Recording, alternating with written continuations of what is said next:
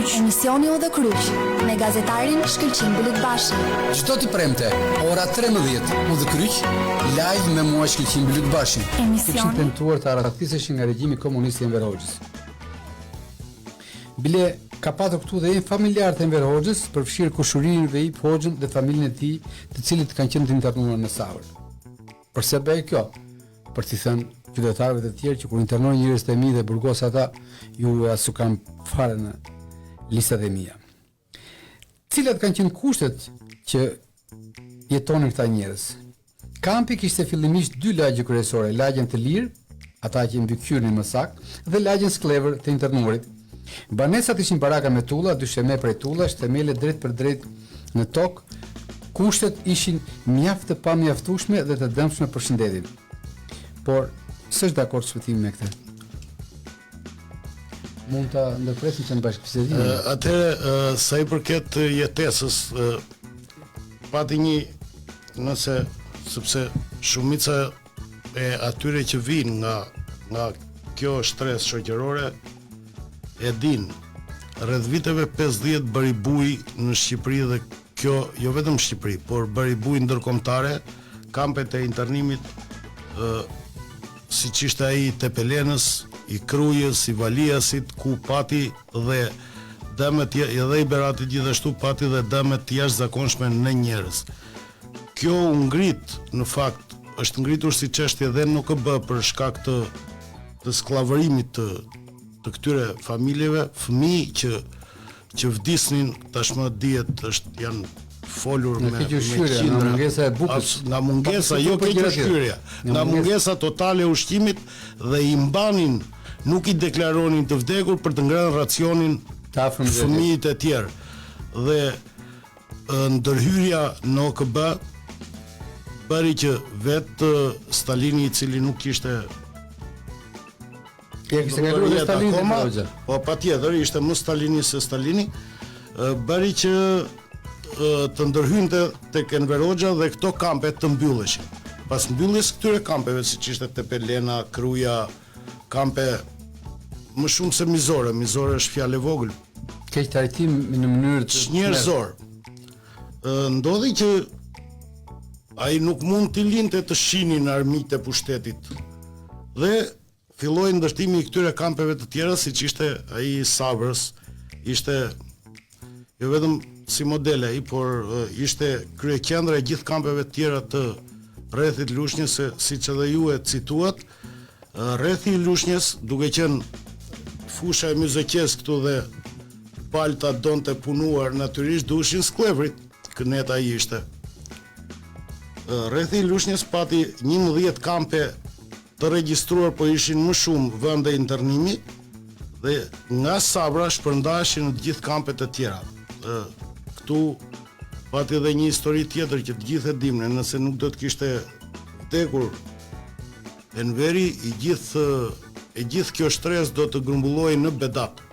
Atje ishte planifikuar të ngritën, madje janë efektive edhe sot 4-5 pallate të mëdhenj atje, 5 katësh, dhe të gjithë të përndjekurit që ishin, të internuarit që ishin në kampet e tjera, do të mblidheshin gjithë atje, sepse atje ishte tokë e vdekur.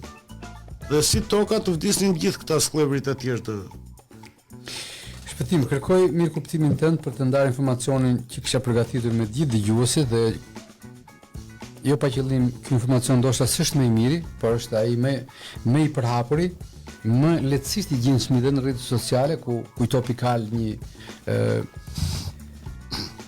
website që ka ndihmuar shumë, një portal që ka qenë mbushur me informacione të sjellë nga vetë kjo shtresë, ka kontribuar më të madh në servimin e informacionit që aktualisht unë jam duke lexuar, dhe më pas në pjesën e dytë ne do të diskutojmë për atë problematikë që ju përmendet dhe ndoshta shumë të tjera, por ky brez i ri që sot është duke u arsimuar në shkolla fillore, 9-vjeçare dhe të mesme, kam përshtypjen dhe mos them jam i sigurt, nuk e ka këtë informacion nëse nuk ka patur në një të afërm që të mund t'ia tregoj.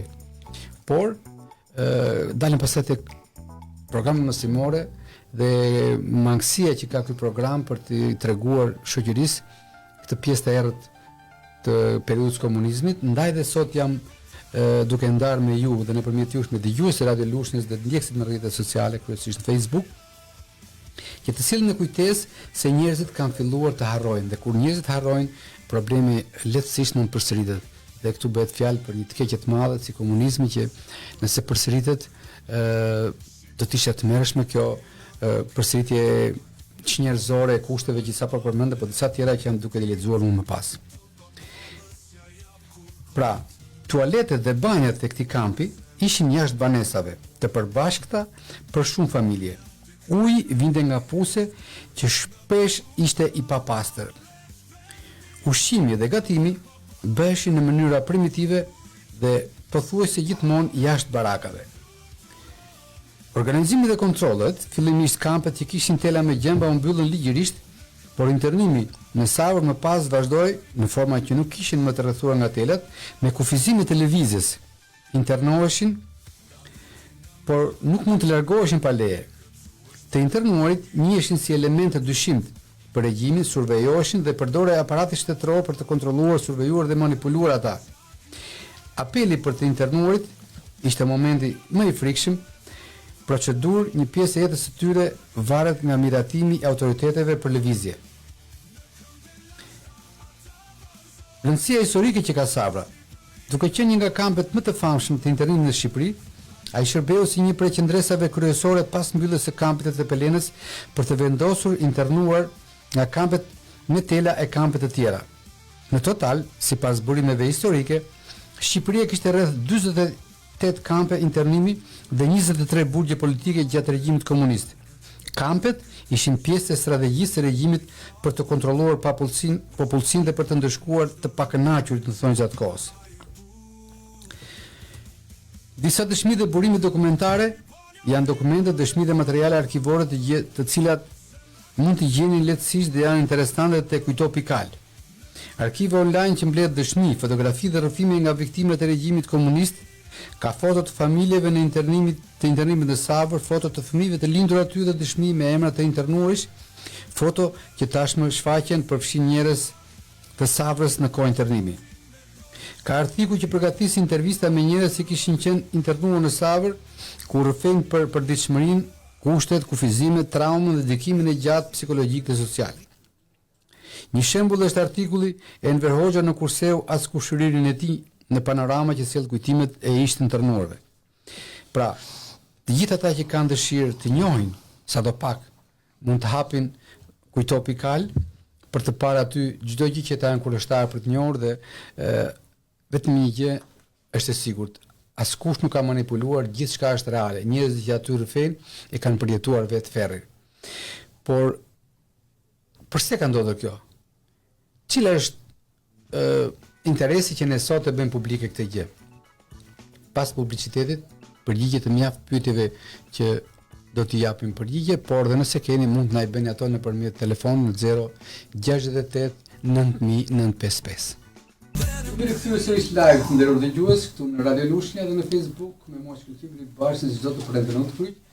Sot kemi një temë shumë interesante, memorien kolektive dhe sa e dëmshme është ajo kur njerëzit, shoqëria, grupet veçanta e fshin atë nga kujtesa. Ndaj jemi sot këtu për të kujtuar që edhe kaluara është shumë e rëndësishme, nëse nuk dim se nga vim, vështirë të orientohemi drejt asaj ku do të shkojmë. Jam me Shpëtim Brahamaj, kryetari i degës së shoqatës së antikomuniste të ishte përndjekur politik Dega Lushnje, për të ndarë së bashku një i lindur dhe banor për një periudhë të gjatë deri në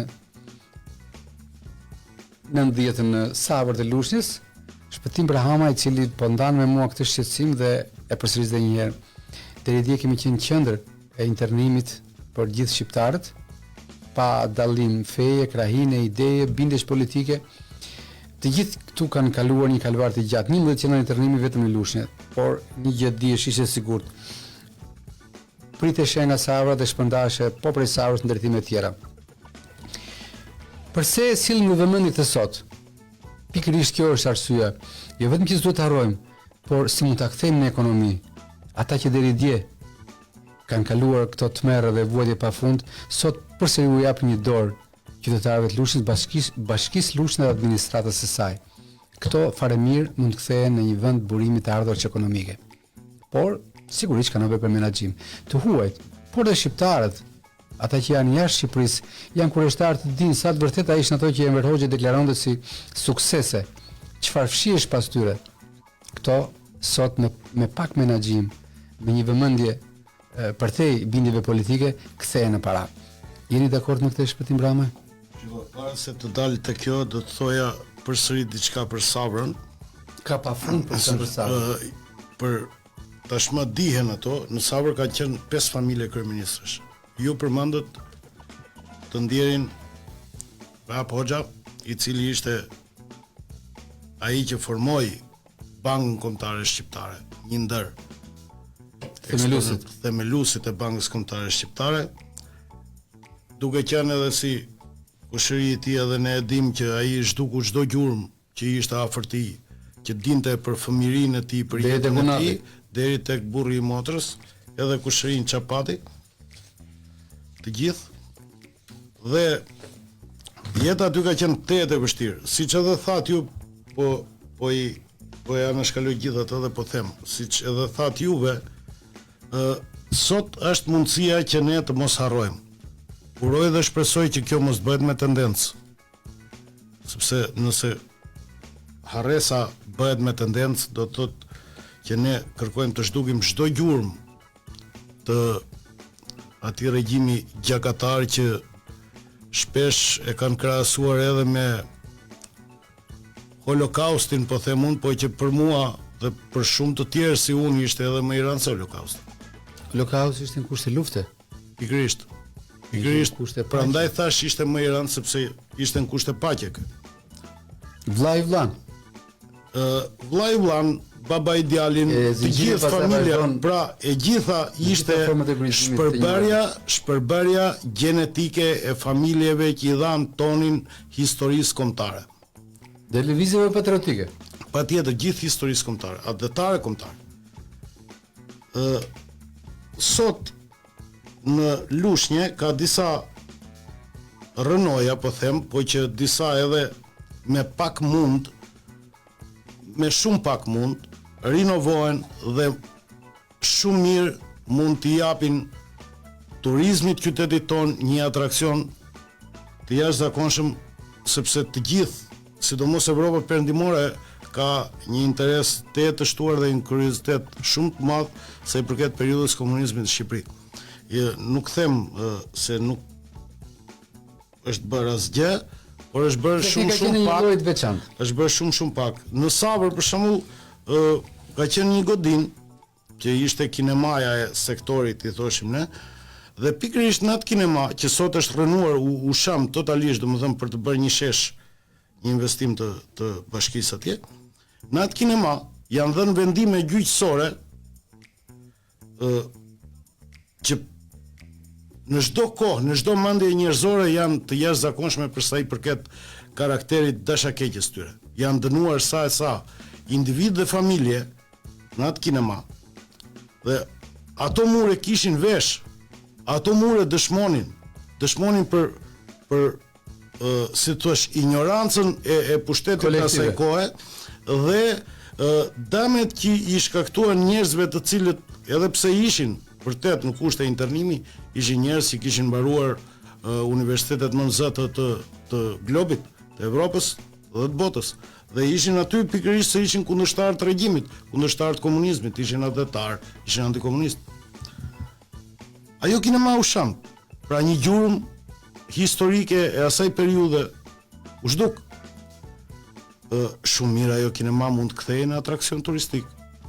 Ka disa baraka që ju thatë që parë që ishin me tulla, nuk ka pasur kur baraka me tulla. Ju referova materialit të publikuar. Absolut nuk kanë qenë me tulla, kanë qenë me kallama, me res kallami, me tavan kartoni që ishin baraka ku në një krah jetonin 7 familje dhe në krahun tjetër 7-14 familje në një kulm, dhe ato tavanet e kartonit bënte xhiro miu nga fillimi në fund të duke sigur. Kishte në ivrim se mund binte mbi krevat. Po, ka ndodhur që na ka rënë edhe mbi koka duke fletur. To ishin kushte të mërësisht njerëzore në një dhomë, se ato ishin nga një dhomë ato barakët, një dhomë, një familje. Një familje mund të ishte dhe 12 veta, dhe 12 veta do të rrinë në dhomën, që ishte 1,5 me 3. Të shtimet të drejtë, unë dhe shumë dëgjues të tjerë po dalin në pozita, po bëhem qytetar, po bëj dhe rolin e qytetari të pa informuar, më lindë drejta të pyes. A ka patur një reagim kur u mor vesh që do të prishje salla ose kemi klubi i kohës për të mos e lejuar dhe shoqatat, individët, personat që kanë mbetur, që kishin ndjeni të reagonin për mos lejuar prishjen e saj, sepse ishte jo vetëm një dokument i rëndësishëm i memorias kolektive, por dhe një mund të kthej fare mirë këtë që ne pretendojmë dhe kërkojmë sot. Shiko, Për një burim të tregimit të historisë dhe të përfitimit ekonomik prej saj. për hir të së vërtetës, unë nuk di të ketë pasur një reagim përveç reagimit tim, kam bërë një nga shtresa e të përndjekurve nuk është se ka pasur, domethënë përveç Flas të organizuar. absolut, po në këtë formë po flas. Të organizuar jo. Personalisht kam pasur një takim me kryetarin e bashkisë dhe unë ja kam kërkuar sepse Para se të prishte objekti? po aty po bëheshin investime dhe i kam kërkuar të bëj muze sepse janë disa gjurmë të barakave aty, kinemaja ishte dhe në fakt ajo u sham tashmë iku. Mund të bëj fantastik muzeu aty, po jo vetëm aty, se siç edhe e tham, Lushnja nuk ka pas vetëm Sabrën. Sabra ishte kryeqendra e shpërndarjes internuarve në Lushnjë. Vinin Sabër, pastaj shpërndaheshin në të gjitha qendrat e tjera, në gjithë kampet e tjera, si Gjaza, Gradishta, Sektor apo Ferra si sot, Qerm kampi, Qerm Bedati. sektori, Bedati, Rapez, Ka pa fund. ka pa fund, pra Pluku. Kështu që unë personalisht kam bërë një takim me kryetarin e bashkisë, jo në emrin tim personal, po të shoqatës dhe i kam kërkuar këtë. Mu tha realisht që do të kontaktojmë përsëri, nuk pati reagim tjetër, domethënë, as u kontaktova, as gjë për gjë dhe nuk e di se pse ndodhi kjo.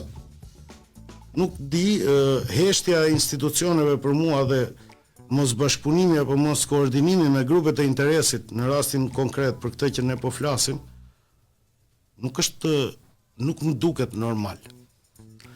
Nuk më duket normal se thash, më së pari i bëjmë mirë qytetit ton, këtij qyteti që duhet ta citoj këtu ata që ne na pritën, vendasit e këtij qyteti, të këtij rrethi, pavarësisht kohës, pavarësisht shumë gjërave tjera, u treguan dashamir dhe mikpritësa kundrejt nesh.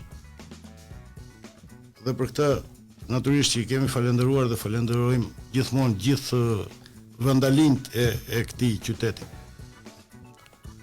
Ata që janë me shekuj këtu, sepse rreth Po sigurisht fakti që një pjesë e mirë prej tyre kanë qëndruar këtu do të janë asimiluar dhe janë përfshirë në qoftë në lidhje më familjare, po qoftë dhe në jetën e tyre të përditshme me zgjedhjet që kanë bërë. Do të kalojmë pak publicitet dhe do rikthehemi së bashku sërish të nderuar dëgjues me diçka shumë interesante. Jemi në prag të mbylljes së vitit 2025 dhe sipas praktikave juridike, këshillat bashkiak, komisionet përbërëse të tyre janë duke hartuar strategjitë e në mënyrë të veçantë bashkitë janë duke planifikuar përdorimin e parave të mbledhura nga taksat publike për vitin 2026. Kjo është dhe një nga arsyet pse ne e bëjmë publik të emision për t'i paraprirë në aspektin juridik çdo formë ligjore që nëse mos të ndodh ajo që thotë shpëtimi, që fola me kryetarin e bashkisë, por ajo mbeti vetëm një bisedë, sepse institucionet shkruajnë, marrin vendime dhe ato marrin dritën e zbatimit në rast se ne jemi vigjilent dhe i ndjekim nga pas gjithë çfarë vendosin përfaqësuesit tanë ligjor. A ndodh kjo? Publicitet dhe kthehemi sërish bashkë live këtu në Radio Lushnja. U rikthyem sërish të nderuar dëgjues këtu në Radio Lushnja live me mua Shkëlqim Bluk Bashin, se çdo të prende në udhë kryqë dhe temë të diskutimit për sot kemi kujtesën kolektive, sillen e vëmendje të shumë historive të cilat do donim që kurse si mos përsëriteshin, por kjo nuk do të thotë që të mos i dim ato të njohim, që të mos lëm hapësira për veten, për trashëgimtarët tanë dhe për ata që do të menaxhojnë këtë vend që të mos përsëritin këto ngjarje, por përkundrazi të sillen në vëmendje si një memorie kolektive, në mënyrë të veçantë ngjarjet e regjimit komunist e pse jo të përfitojnë për tyre duke i përkthyer në ekonomi, pasi ka një interes të shtuar në mënyrë të veçantë për periudhën e regjimit komunist në diktaturën e Enver Hoxhës.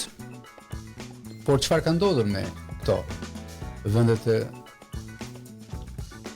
internimit kryesisht, ku Lushnja ka patur 11 prej tyre dhe më e njohur është Savra e Lushnjës.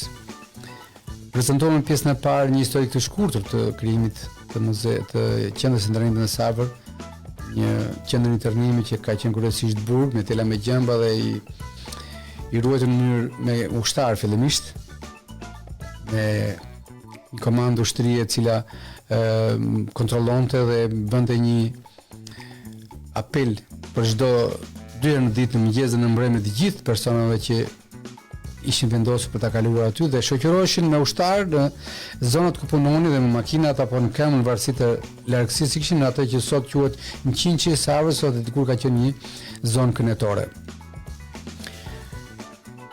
A ka mundësi që të marrim një pjesë nga kjo histori dhe ta përkthejmë në ekonomi? Sigurisht që ka. Me shpëtim Brahamaj, sot jemi duke diskutuar si mund ta bëjmë këtë. Dhe në pjesën e dytë ndërprem bisedën në momentin kur unë solla në vëmendje institucionet shtetërore të cilat kanë për detyrë dhe ne kemi këshilltarët tanë bashkiak, të cilët na përfaqësojnë Këshillin Bashkiak, pavarësisht mënyrës se si janë zgjedhur, por ata janë të deleguarit tanë dhe duhet na përfaqësojnë ne dhe shqetësimet tona, problematikat që ne kemi në jetën tonë të përditshme dhe sigurisht që ka rezerva shumë për mënyrën e funksionuarit të Këshillit Bashkiak, por le ta nisim me një gjuhë bashkëpunimi, me një dëshirë për të krijuar më të mirën e mundshme dhe jemi duke nisur këtë emision si një kujtesë për të nxitur këshilltarët bashkiak që në buxhetin dhe administratën e bashkisë, që në buxhetin e vitit 2026 të lënë një hapësirë për të krijuar fillimin e një portofoli për krijimin e këtyre muzeve të kujtesës, në mënyrë që të dimë ç'është historia si ka rrjedhur ajo e më pas t'u servirim të huajve, të krijojmë para dhe ekonomi prej saj, të punësojmë njerëz edhe sigurisht ta fusim këtë si kulturë dhe edukat në shkollat tona, sepse fëmijët ata që sot janë duke shkuar drejt universiteteve nuk e kanë idenë se si kanë jetuar të parët e tyre. A kemi bërë ne sa duhet? Si mendoni zoti Bramaj? Jo vetëm që s'është bërë sa duhet, jo vetëm që s'është bërë sa duhet. Nuk po i hyj a ka qenë dëshira apo jo për të bërë gjysmën e asaj që duhej, se s'është bërë as një 100-ta, nëse me mita. Por sa i përket Lushnjës, se ne këtu jemi, ne e dim kemi të dhëna që bunkarti apo shtëpia me gjethe apo këto muzeumet mbi diktaturën në Tiranë janë më të vizituarat nga turistët e huaj. Pse jo në Lushnjën të mos e kemi një të tillë?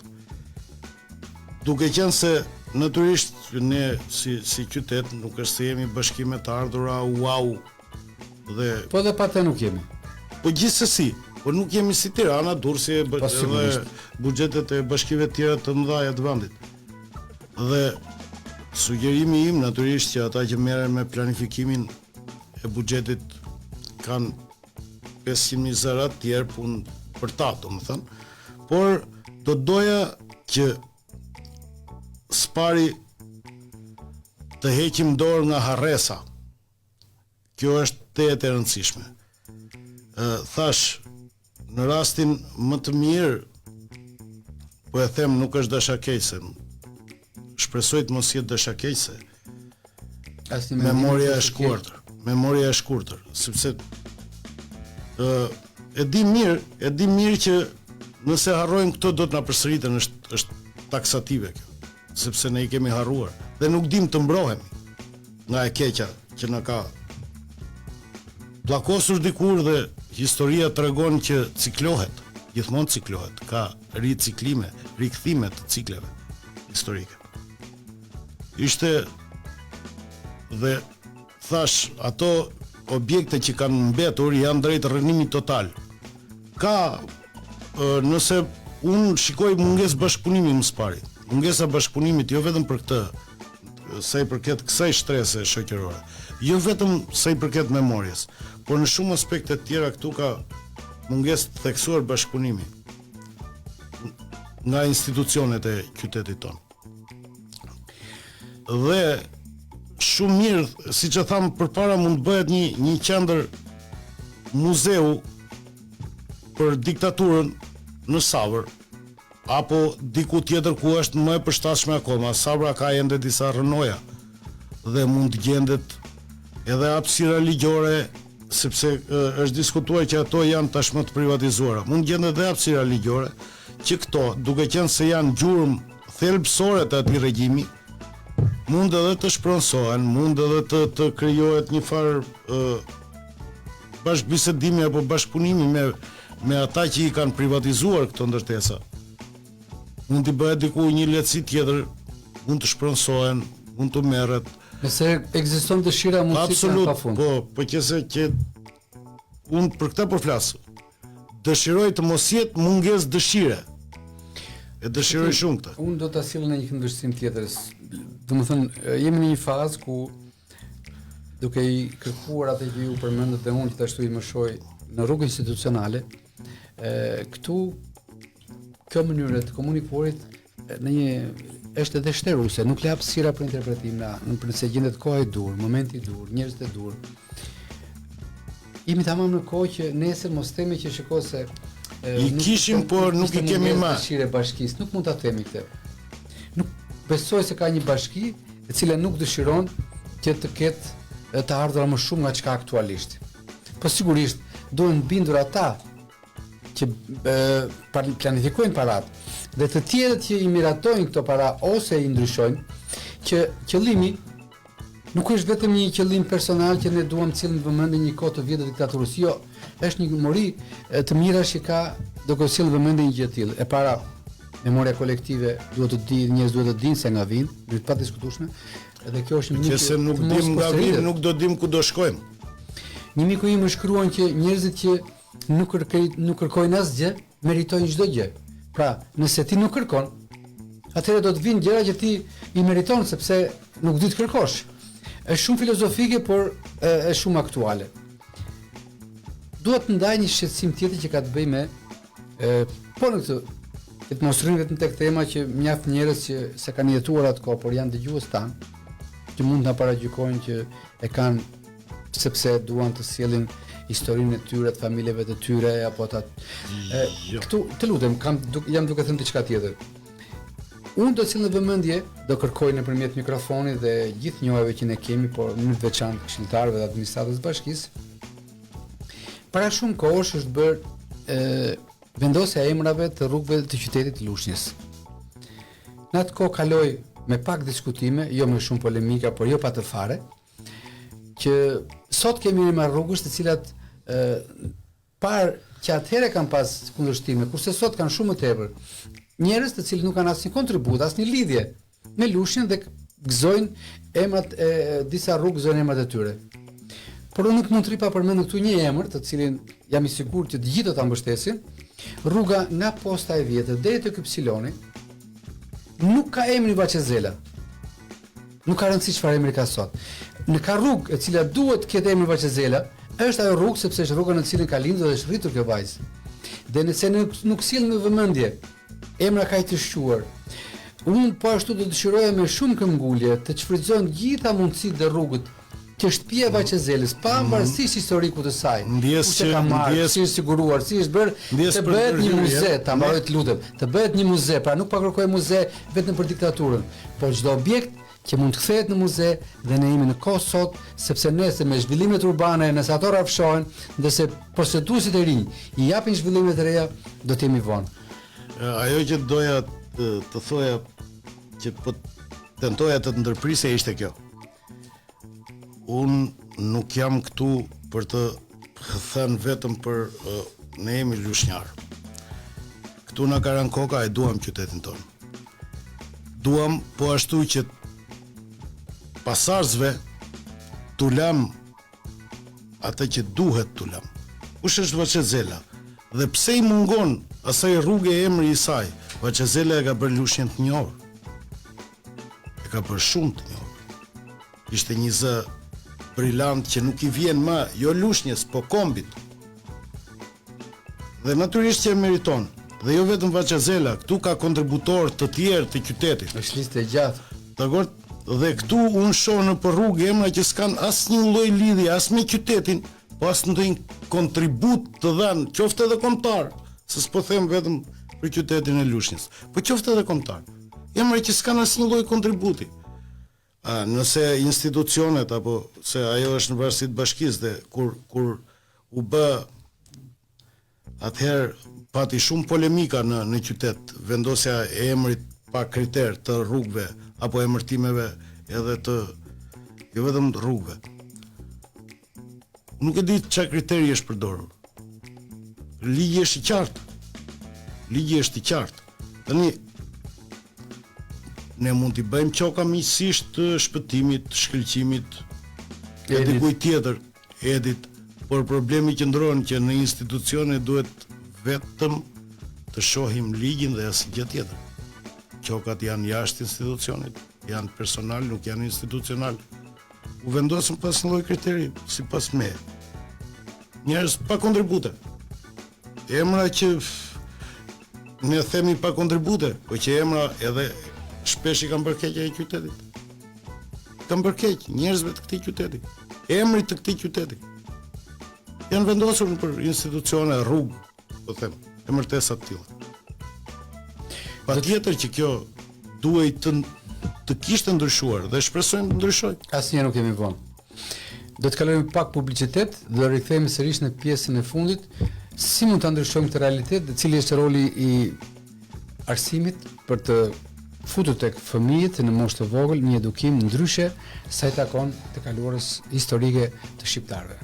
U rikthyem sërish live së bashku të nderuar dëgjues, jemi në një emision me diskutim memorien kolektive dhe sa i vjen ndihmë shoqërisë kur njerëzit nuk harrojnë të kaluarën, kujtojnë për të dhe e kthejnë në objekt përfitimi duke krijuar muze apo forma të ndryshme të përfitimit për historisë së shkuar tek këtij vendi në mënyrë të veçantë periudhës së regjimit komunist. Me Shpëtim Brahamën, kryetari i shoqatës së ishte përndjekur politik antikomunist Dega Lushnjë, jemi duke diskutuar mbi rëndësinë që ka krijimi i muzeve të memorjes në mënyrë të veçantë ndaj asaj të regjimit komunist, por një nga pikat që në pjesën e tretë të programit ishim në diskutim me zotin Brahama ishte ajo që ka të bëjë me sa ndikon një program mësimor dhe sa ka ndikuar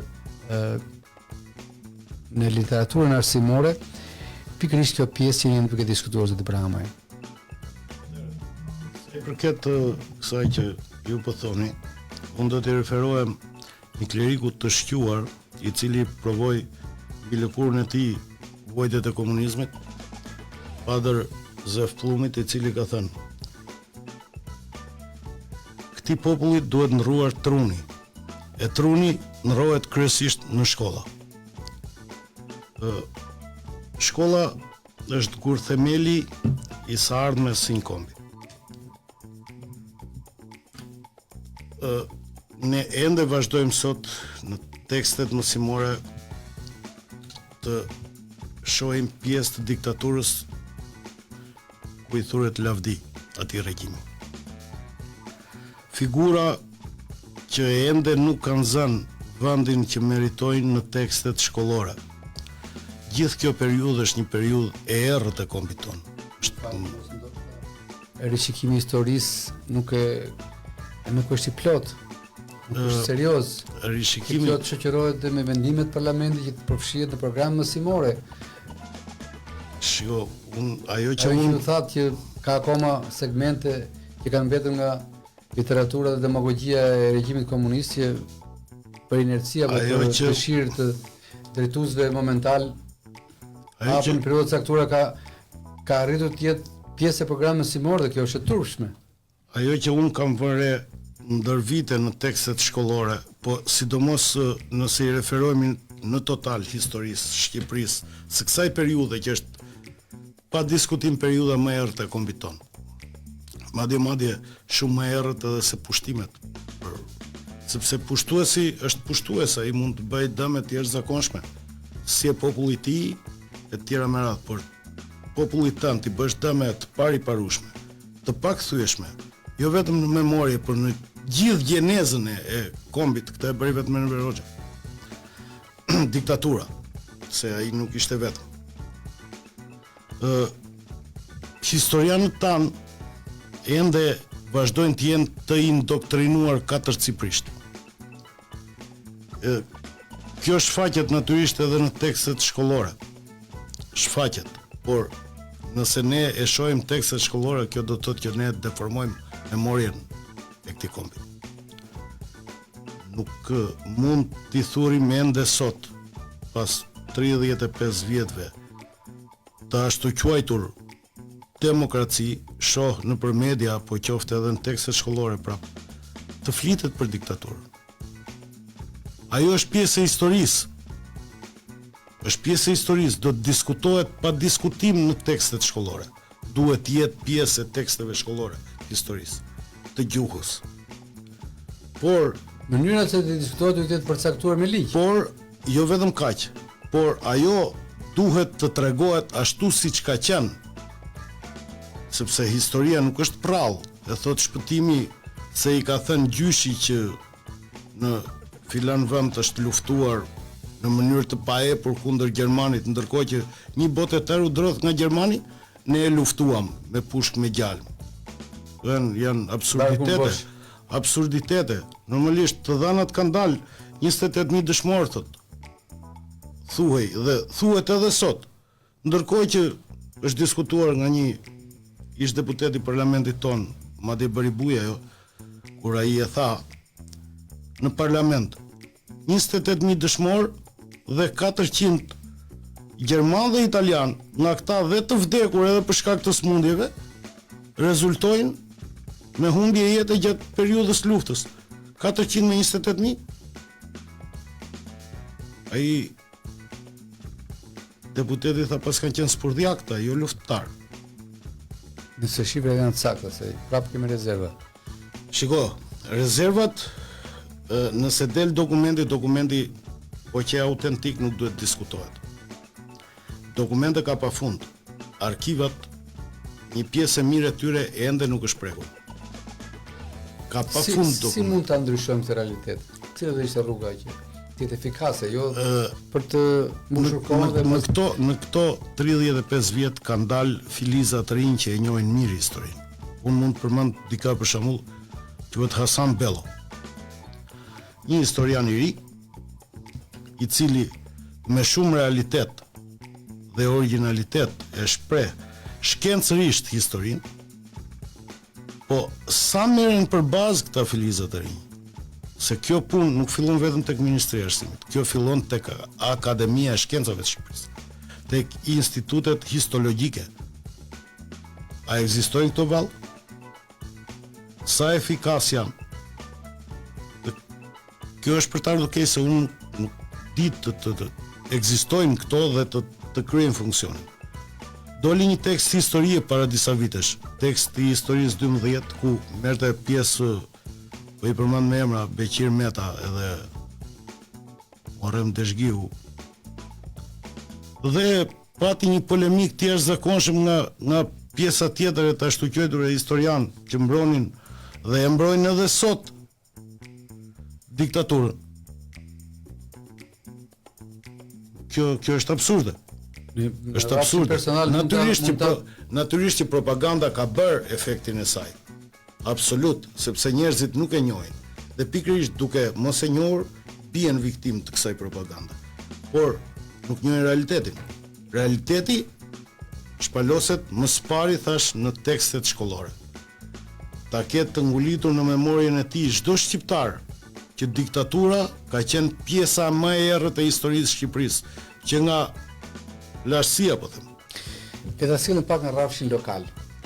Çfarë mendoni apo propozoni për të realizuar në Savrë më marrim atë pjesë që njihni mirë, njihni dhe objektin dhe gjithçka, të realizojmë një objekt muze të memorjes të diktaturës komuniste, si të dua mund ta emërtojmë, ku njerëzit të shohin dhe prekin mënyrën, sadopak mënyrën se si kanë jetuar të internuarit nga 53 deri në 90 në gjitha nivelet e persekucionit. Nëse është dëshira, e tham çfarë, gjithçka realizohet. unë thash, ajo që ishte shembull dhe që mund të merrej vërtet si shembull, ajo ushqim tashmë nuk ekziston. Ky është fakt. Kinemaja e sektorit Savrës. Ka disa gjurmë, ka disa objekte, pjesë e këtyre barakave që ne tham, ne i quanim baranga, dhe ato shumë mirë mund të kthehen në atraksion turistik. Jam i bindur që do të bashkëpunoj gjithë secili prej nesh që ka jetuar në ato baranga. Unë jam një ndër ta që kam lindur dhe rritur në një barangë të tillë. Të gjithë kontribuojnë, jam i bindur për këtë, të gjithë do të kontribuojnë me materiale të ndryshme që janë ekzistente edhe sot, se si ka qenë ajo kohë. Dhe kjo është thjeshtësisht e realizueshme, mendoj unë, nëse ekziston dëshira.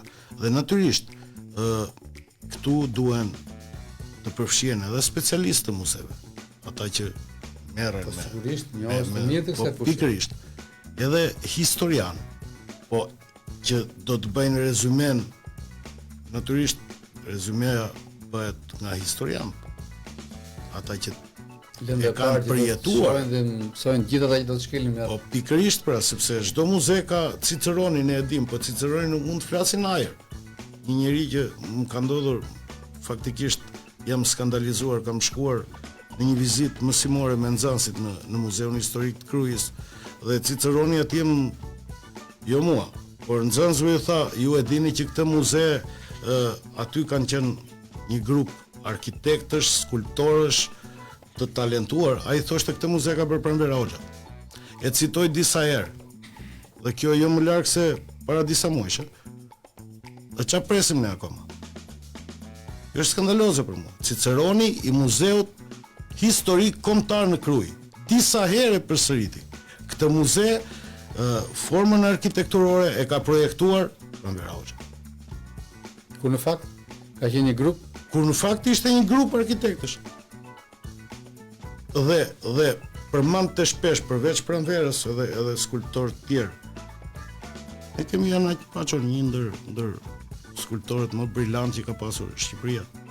që ka dhënë kontribut mirëfillt Të jashtëzakonshëm në Muzeun e Krujës. Ndërkohë, po ai dha kontribut jashtëzakonshëm atje.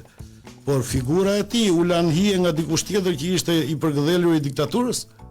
Punën e bëri ai dhe merita ti mori dikush tjetër. Kështu ndodhi edhe me grupin tjetër të arkitektëve. Se unë nuk është se e njoh personalisht Pranvera Hoxhën që të them që a është aftë nga ana arkitekturore e profesionit saj apo jo. Unë s'mund të them që këtë e bëri Pranvera Hoxha. Se s'ka qenë vetëm Pranvera Hoxha. Në fund fare do ishin para popullit shqiptar, gjithë kontributorëve të shtetit shqiptar. Cili është hapi që duhet marrim para se të mbyllim emisionin për të futur në agjendën e bashkisë ngritjen e një muzeu në Sarë? Kjo nis me buxhetin më së pari, duke qenë se jemi në periudhën e diskutimit edhe miratimit buxhetit bashkisë.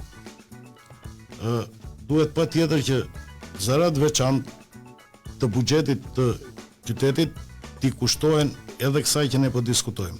Ngritja e muzeve të memorjes kolektive në Bashkinë Lushnjë. Fati mirë apo i keq, Bashkia Lushnjë ka pasur qendrat më të mëdha të internimit në gjithë Republikën e Shqipërisë. Dhe kjo është atraksion, e gjitha kjo që ne po themi, është atraksion turistik, e diskutuam disa herë, tham disa herë. I sjell të ardhura qytetit.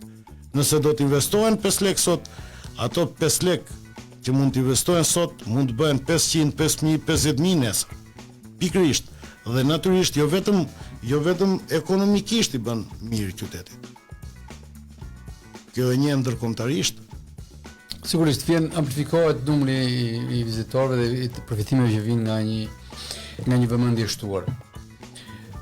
Unë të falenderoj shumë për kohën, për mendimet, për emocionet, për gjithë kujtimet që sollët, dhe shpresoj që institucionet që menaxhojnë bashkia që menaxhon njësinë Savër apo Karbonarën që quhet sot, dhe gjithë apo Gjazën dhe shumë vende tjera të rrisin vëmendjen ndaj objekteve që jo vetëm i vinë ndihmë historisë dhe kulturës së brezave që do të vinë, edukimit të tyre sa më të shëndetshëm dhe realist, por në përmirësimin e infrastrukturës turistike dhe me efekt rritjen e të ardhurave ekonomike dhe punësimit në Bashkinë Lushnjë, duke përfshirë këtu edhe një muze për Vaçezelën, të cilës ja kemi borxh, por me këto zhvillimet që ka shoqëria dhe fushat e tjera, do na duhet të kemi në vëmendje shumë shpejt dhe Rejmanajn për golin që na dhurojnë në Serbi, apo rrugë të tjera dhe format e tjera. Falenderimi ju përket juve për ftesën dhe falenderoj dhe gjithë dëgjuesit e Radio Lushnjës. Sa i përket çështjes fundit që ju thatë për muzeun për Vaçezelën, do të kam mendimin dhe do të hidhja idenë që të ishte një muze kulturor për Lushnjën. Lushnja ka emra të shquar të artit shqiptar. Këtu kemi Vaçezelën, bashkë me Dullani Sajusnin. Këtu kemi Margarita Xhepën, këtu kemi Ilia Shytin.